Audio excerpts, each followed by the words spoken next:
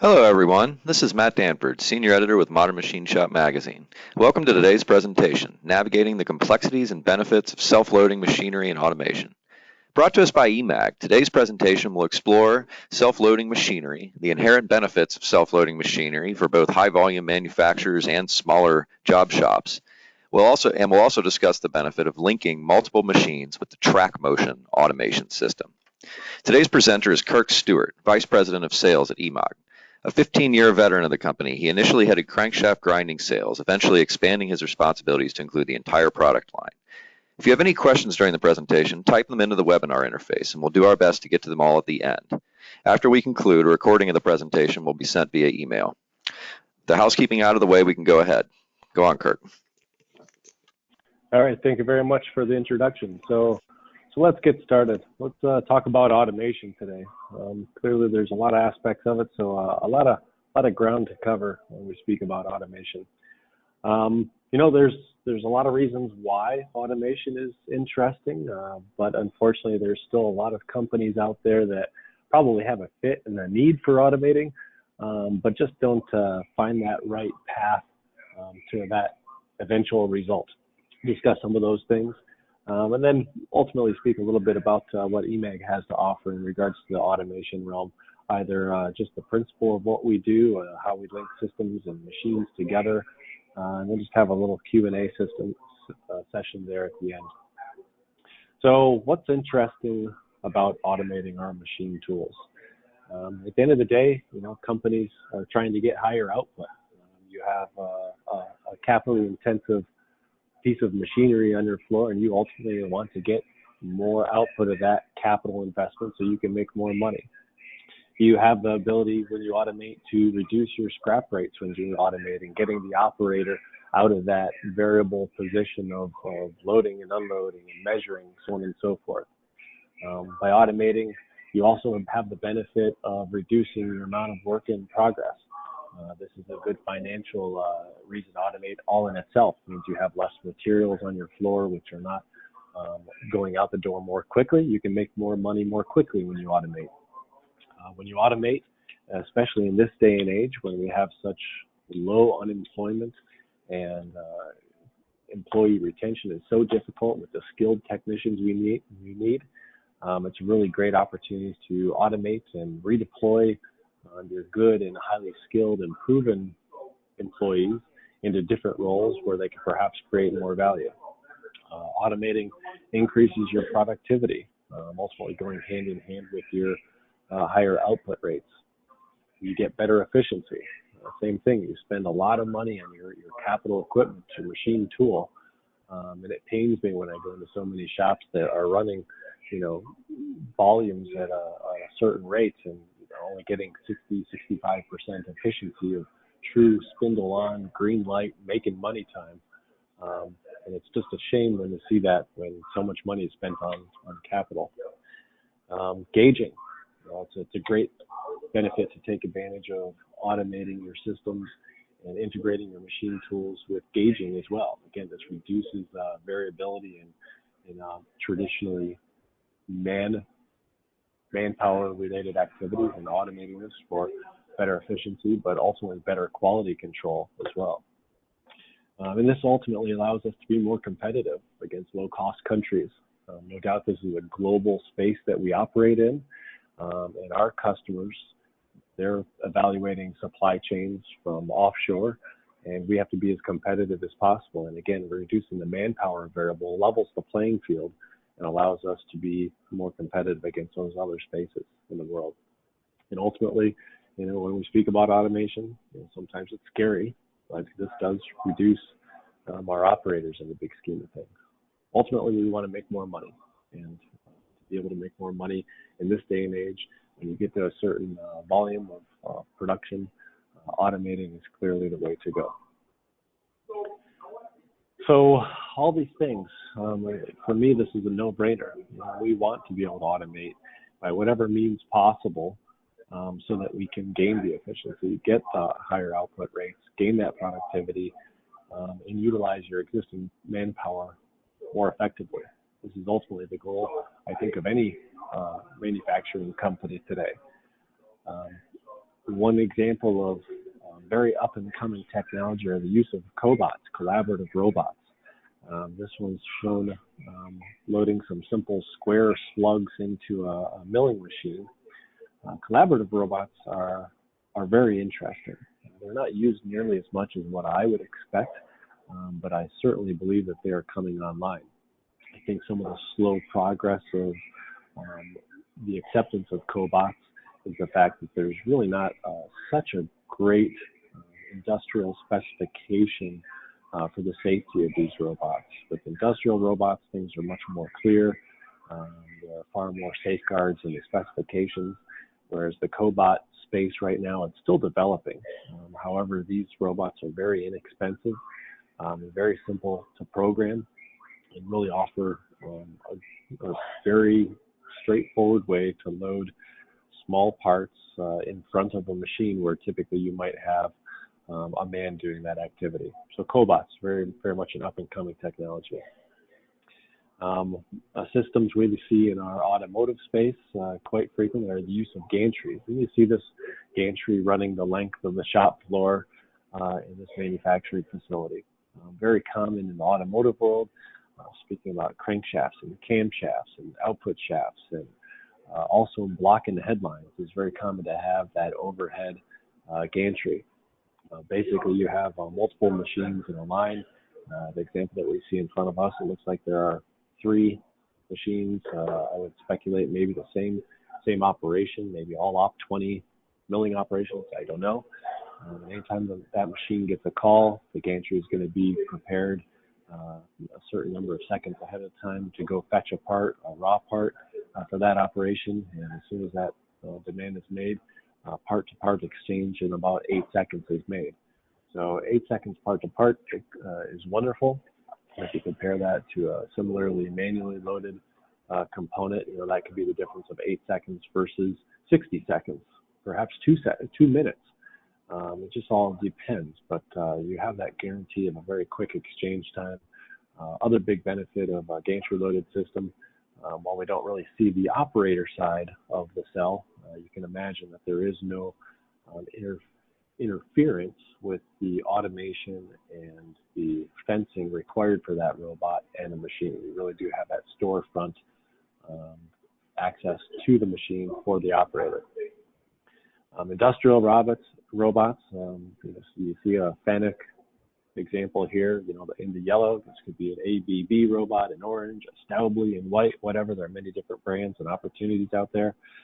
Industrial robots have probably been used the most out there in the most far-reaching range of applications. I usually think in the world of powertrain, that's where our machines typically are used. That's my background, but this can be the sheet metal welding, the body welding, the assembly. Industrial robots can be purchased in any shape or size, and ultimately offer the most flexibility that there is out there. This example shows a robot taking a part from a conveyor on the left-hand side after an operation and throwing it into a Renishaw equator shop floor gauge for post-process gauging to be giving feedback to a machine. So taking advantage of the robot in this case means that you're gauging the part automatically versus a manual load, and doing this in parallel with the machine operation, thus not losing any productive time and really just keeping a good output rate of a cell. But why do companies fail to automate? There are several reasons. Especially for smaller shops, the complexity of these systems can be very intimidating. And if you don't have the resources to be doing programming for automation, likewise, this can be very intimidating. Automation is not for free. There is a direct cost in automating, and this, again, for smaller shops, doesn't always make sense on a simple calculation basis. There really has to be some thought put into it and what kind of savings you're going to get in manpower, not over days and weeks on a limited short run, but over years. And the business model does have to be right to justify that. But automation is not for free, but typically has a very positive return on investment. I would say that a lot of calculators for piece price that job shops use, they really don't capture what automation can bring to the table in regards to the benefits. So those return on investment calculators don't always work. Cleanliness. I've seen a lot of shops that steer away from automation based on more so on industrial robot type cells, where there's a large floor space that's slinging parts around, and that sometimes for some environments, some cultures of companies, people go away from. As I mentioned, you do have to be able to program your automation. If we speak of robots, this is a specific skill set. Smaller companies typically would reach out to third-party integrators, and this is more costly than doing it in-house. But to develop those skill sets in-house comes with a cost. And if you don't have those skills, again, it's another hurdle, another barrier to getting into automation, regardless of the fact that the market around you, your competitors around you, might be larger, might be already automated, and inherently a little bit more competitive than you. Changeover. Every business is going to be different. And automating in the shop where you only run onesie twosies, probably not the right place to automate. But anytime you get into that redundant part number and batch sizes of XYZ, you are going to have changeover, and you do have to evaluate what that means for your automation as well as your machine tool to really answer the question whether or not automation fits in your shop. Batch sizes, same thing. Floor space. Nice thing about manually loading machines is really you have that space available for an operator one way or another. That's never going away. When you automate, there is additional equipment. It will take a little bit more, and you have to be careful in what you have available and how you use that space. Low volume. Again, if you have onesie twosies, maybe automation is not the right solution. But even some shops with the artificial intelligence and CAD/CAM programming are able to be more flexible with automating, even when they do have those very low batch sizes. And there's also a cultural issue of changing to automation. For companies that have not used it before, the workforce a lot of times feels like it's potentially taking their job away. The argument against that obviously is redeployment for other jobs and being more efficient as a company. And ultimately, opportunities being prohibitive even from management. We've always done things a certain way, and it doesn't include automation. So there's a lot of barriers for companies changing over to automation. But again, as we face global pressures and competition and other companies that are making that step to be more effective and efficient and price competitive by automating, I think most shops need to consider this. So seeing some examples, speaking as to the complexity of systems, you can go as far as you want with automation. It can do wonderful things for you, but likewise, it can be very intimidating when you look at how complex automated systems can become. ROI calculators, a typical simple piece per price that might be sketched out on somebody's scribble pad in a small job shop, really doesn't consider what automation can do over the long haul. Floor space, depending on how you do it. In this example, you have about as much floor space taking up the automation to that of the machine tool. So you have to be aware of these things. All these variables come into play to decide how automation works or doesn't work for your company. So what's unique about Emag? What do we bring to the table? The inherent build of the vast majority of Emags machines feature an inverted spindle. That inverted spindle in the most classic sense is that turning machine. And as you see in the video on the lower right-hand side, the X and Z axis are above the spindle, or above the turret, and above the shuttle. This inherently allows the machine to be loading itself. The part comes in the shuttle, which I guess you could say is in the y-axis direction. You drop off the finished part, you shuttle the conveyor, you pick up the raw part, and you begin to do the work. And you also see, and you'll see it a little bit more in the next video as well, an added benefit is that because we're moving the part, we can put a gauge probe in that machine and measure the component. Ultimately, you're selling good parts to your customers.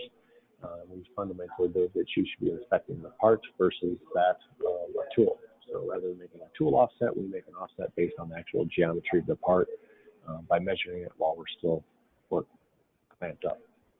So the video I'm going to show you here is a VL4. You're going to see that we have, or VL2, we have a carousel or a merry-go-round of parts on the left-hand side of the machine. And depending on the diameter, you can fit 15 to 40 parts on that carousel. So a simple round part like this is the easiest example, but you see that we did the load-unload. And now we take the part to the turret, which has 12 stations with very quick index times and independent control of our live tools when we're selecting the active station. Very nice benefit of the Emag solution is that all of our chips are falling down, especially when you're cutting materials that have very stringy chips or materials or large, tall components with deep internal machining. Really big benefit. Here we are using the gauge probe. We check the different diameters. We can check ODs, IDs, heights. We can use a T-style probe to inspect the part for heights, back faces, grooves, whatever the case may be. Not necessarily a replacement for a CMM, but certainly a good solution on board the machine that you get for free, so to speak. So another nice thing about our automated solution is there is no special programming. That loop conveyor has a simple NC axis about it, so you don't have to worry about having a special skill set. The same G-code programming that you're accustomed to today on your CNC is the same on this machine.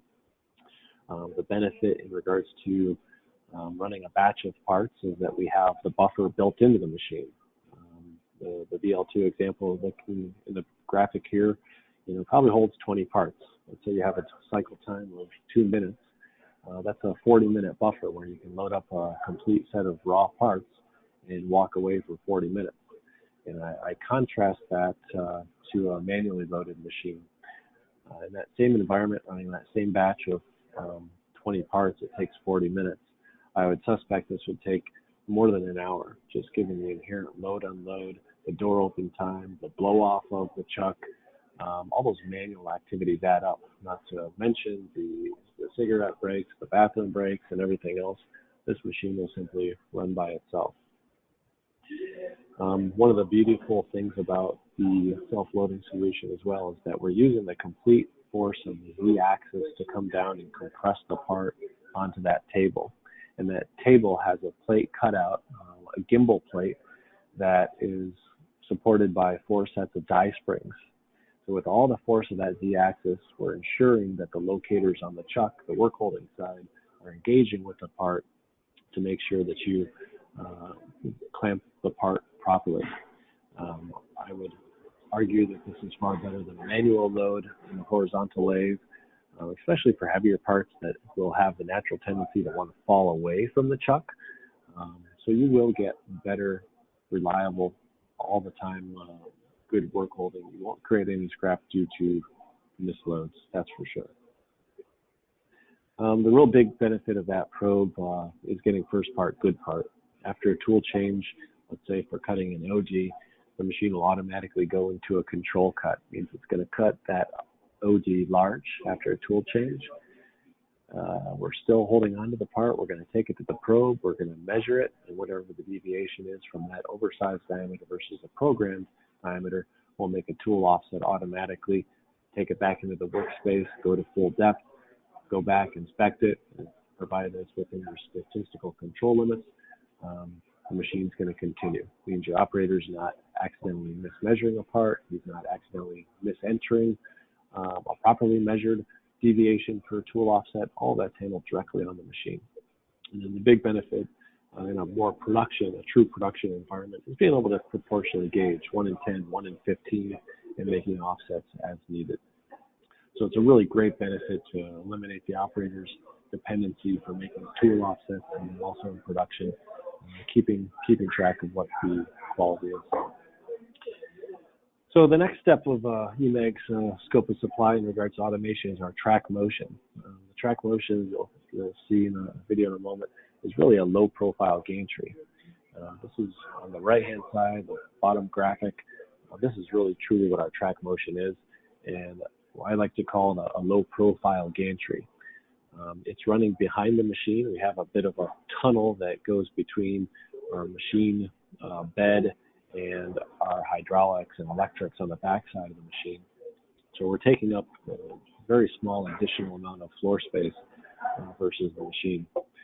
The video I'm going to show you is a DL3 Duo, and you'll see that this is a twin spindle, twin turret machine. One of the benefits of this TrackMotion automation solution is that, again, this is fully NC controlled. There are no pneumatics on board. There are no hydraulics for clamping. And there's no special program like that on a robot. So you already have the skill sets for your NC programming in your shop today. Here we bring an automated solution where you can do the same exact, or get the same exact benefit of a robot with automated loading and unloading, but less the complexity. So here we see the machining operation in the first spindle and turret combination, op 10. In parallel to the machining operation right now, outside of the machine with the TrackMotion, we're picking up the parts from the incoming table, we're dropping them off and making an exchange at op 10, and then taking the finished op 10 part over to the op 20 spindle, all in parallel. So here again, we're checking the part, shuttling the raw part from op 10, and off to the races we go. So we're going to chase that op 10 part. It just got finished. Now I'm going to drop off a raw part, pick up my finished op 10 part, flip it over when I go to op 20, drop off my finished op 10, pick up my finished op 20 part, and take that back to my table. So again, all my automation is working in the background to ensure that all of my machine load unload is 100% independent of the automation. Means that the load unload of the spindle is done by itself, and it's going to happen every time independent of the external automation in about 6 to 8 seconds. So it's a very highly productive, highly efficient organization.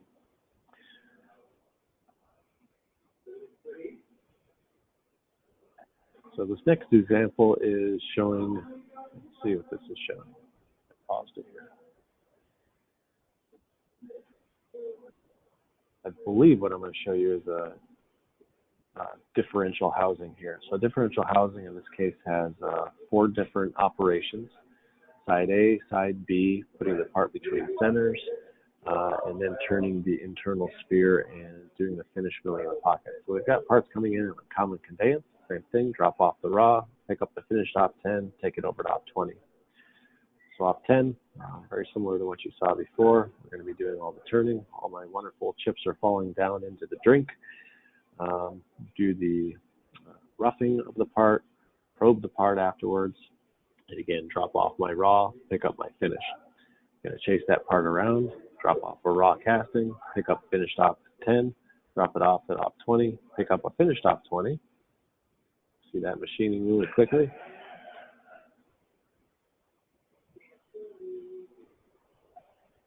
Back face, thrust face turning, doing the oil channel, doing the roughing of the pin bore with live tools,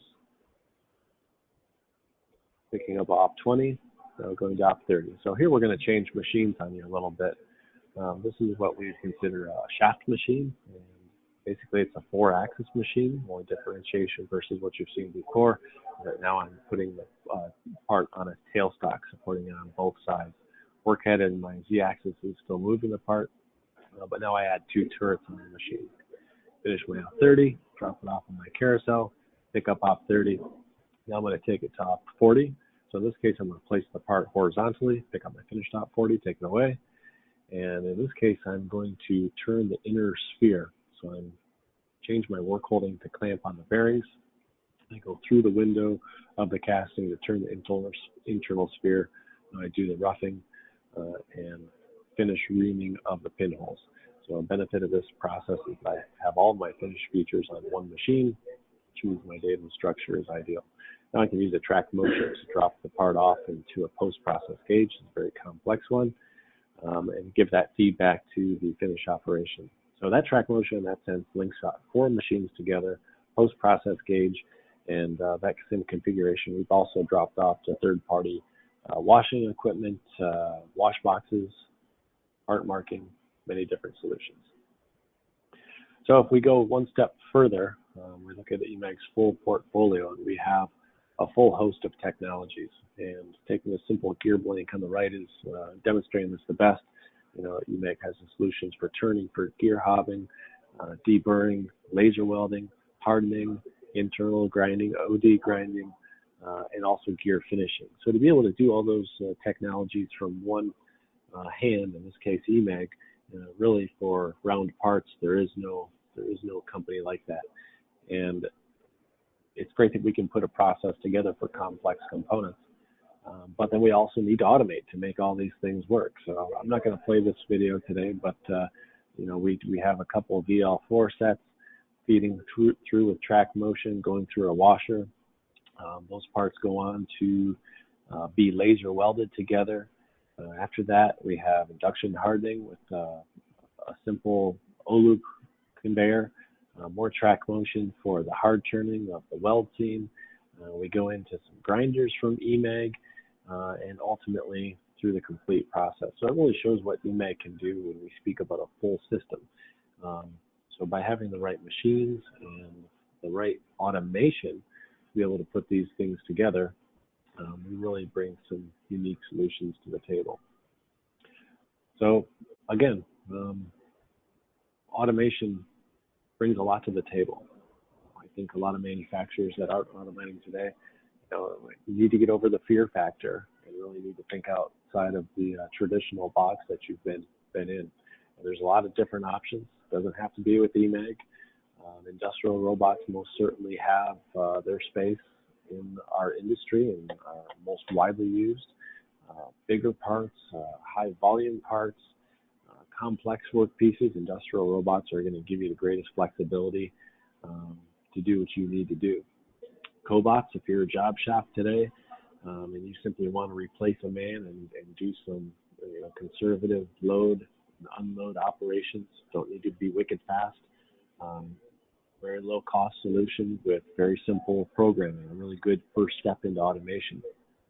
Gantries, if you're that high volume manufacturer, if you're not using gantries today, I'm sure that's something you should be considering when you do have that product which is going to run a lifespan of 5 or 10 years on the same exact machine, on the same exact line. Really a cost-effective, lean way of automating. And then from Emag, the self-loading machines really do offer some real benefit of building in a buffer on the carousel on a standalone 2-axis machine, yet allow the machine to run by itself. That spindle on time, that green light on time is going to be far higher proportionally to that of other standard horizontal 2-axis lathes. And if you do have multiple machines or multiple technologies, and they include Emag, I'd encourage you to consider TrackMotion.